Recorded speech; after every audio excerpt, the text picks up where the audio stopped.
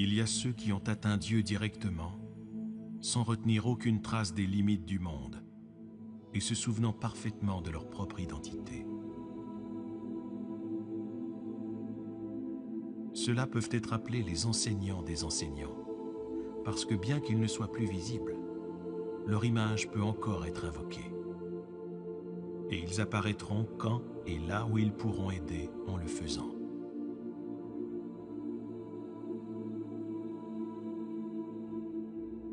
À ceux que de telles apparitions effraieraient, ils donnent leurs idées.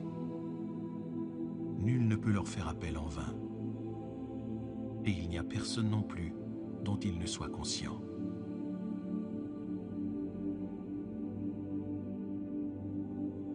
Un cours en miracle.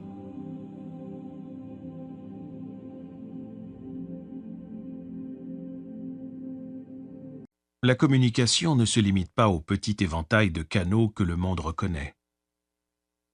En 1992, pendant la semaine de Noël, je me rendis compte que ma situation et mon état d'esprit s'étaient lentement améliorés depuis un an.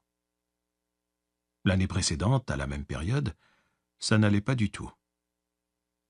J'étais profondément affecté par l'apparente pénurie qui sévissait dans ma vie.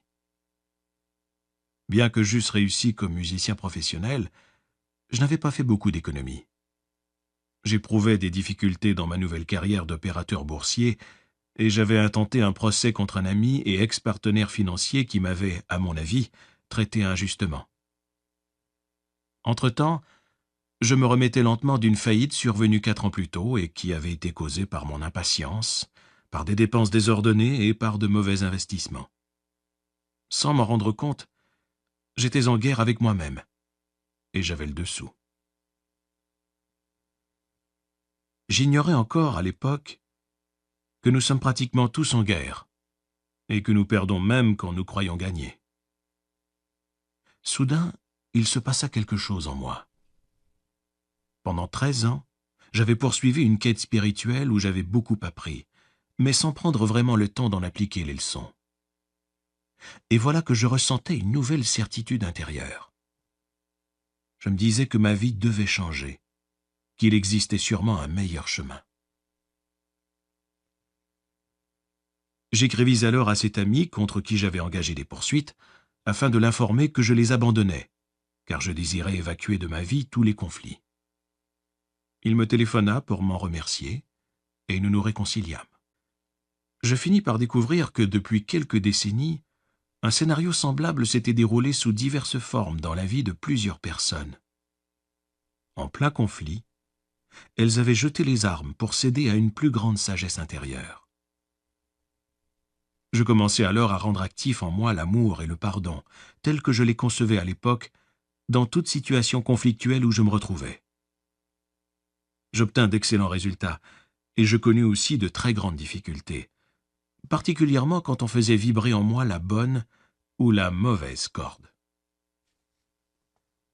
Mais, au moins, je sentais que j'avais changé de direction.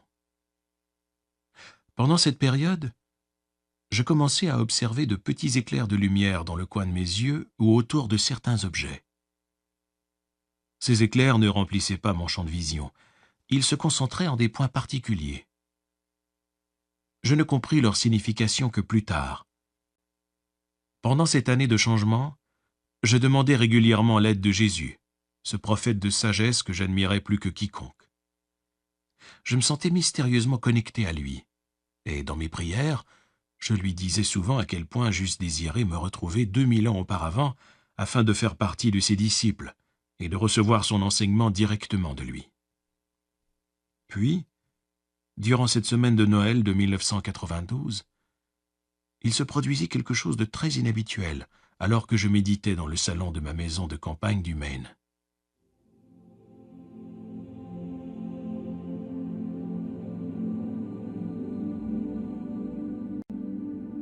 Émergeant de ma méditation, j'ouvris les yeux et fus stupéfait d'apercevoir au bout de la pièce un homme et une femme qui, assis sur mon divan, me regardaient attentivement en souriant. Je restai bouche bée. Aucunement menaçants. Ils semblaient au contraire extraordinairement paisibles, ce qui me rassura. Avec le recul, je me demande encore pourquoi je n'ai pas éprouvé une plus grande crainte devant ces deux personnages qui paraissaient très réels, mais qui avaient surgi de nulle part. Pourtant, cette première apparition de ceux qui allaient bientôt devenir mes amis était si surréelle que la peur ne convenait guère à la situation. Bonjour, mon cher frère. Je vois que tu es étonné, mais que tu n'as pas vraiment peur. Je suis Pursa, et voici notre frère Artène. Nous t'apparaissons en tant que symbole dont les paroles faciliteront la disparition de l'univers. Je dis que nous sommes des symboles parce que tout ce qui semble revêtir une forme quelconque est symbolique.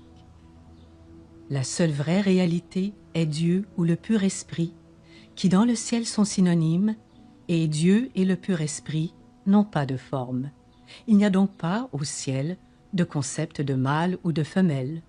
Toute forme, y compris ton propre corps, dont tu fais l'expérience dans le faux univers de la perception, doit, par définition, être le symbole d'autre chose. C'est là la véritable signification du deuxième commandement. Tu ne feras aucune image sculptée. La plupart des théologiens ont toujours considéré ce commandement comme un mystère. Pourquoi Dieu ne voudrait-il pas que l'on fabrique des images de lui? Moïse a cru qu'il s'agissait de se débarrasser de l'idolâtrie païenne. La véritable signification de ce commandement est celle-ci. On ne doit pas fabriquer d'image de Dieu, car Dieu n'a pas d'image. Cette idée est capitale pour comprendre ce que nous te révélerons plus tard. Nous te répéterons les choses suffisamment pour que tu les saisisses, Carrie, et tu remarqueras que nous utiliserons de plus en plus ton langage. En fait, nous te parlerons très franchement. Tu es assez grand pour l'accepter, et nous n'avons pas de temps à perdre. Tu as demandé l'aide de Jésus. Il aurait été très content de venir te voir lui-même, mais ce n'est pas ce qu'il te faut actuellement. Nous sommes ses représentants. À propos, le plus souvent nous l'appellerons simplement J. Il nous en a donné la permission et nous te dirons pourquoi en temps et lieu. Tu désirais connaître le sentiment de se trouver à ses côtés il y a 2000 ans. Nous y étions et cela nous fera donc plaisir de te le dire, même si tu seras étonné d'apprendre qu'il est beaucoup plus avantageux de suivre son enseignement aujourd'hui qu'à cette époque. Nous allons te mettre à l'épreuve de la même façon que J nous a constamment mis à l'épreuve dans le passé, ou dans ce que tu crois être l'avenir. Nous ne serons pas doux avec toi, et nous ne te dirons pas ce que tu veux entendre. Si tu désires être choyé comme un enfant, va te promener dans un parc thématique. Mais si tu es prêt à te faire traiter comme un adulte en droit de savoir pourquoi rien ne peut fonctionner à long terme dans ton univers, nous parlerons sérieusement. Tu apprendras pourquoi il en est ainsi et comment en sortir. Qu'en dis-tu? Je ne sais pas quoi dire. Parfait. C'est l'une des principales qualités requises d'un étudiant, tout comme le désir d'apprendre. Je sais que tu l'as. Je sais aussi que tu n'es pas très bavard. Tu pourrais très bien vivre dans un monastère sans dire un mot pendant des années. Tu as aussi une mémoire exceptionnelle, ce qui te servira beaucoup plus tard.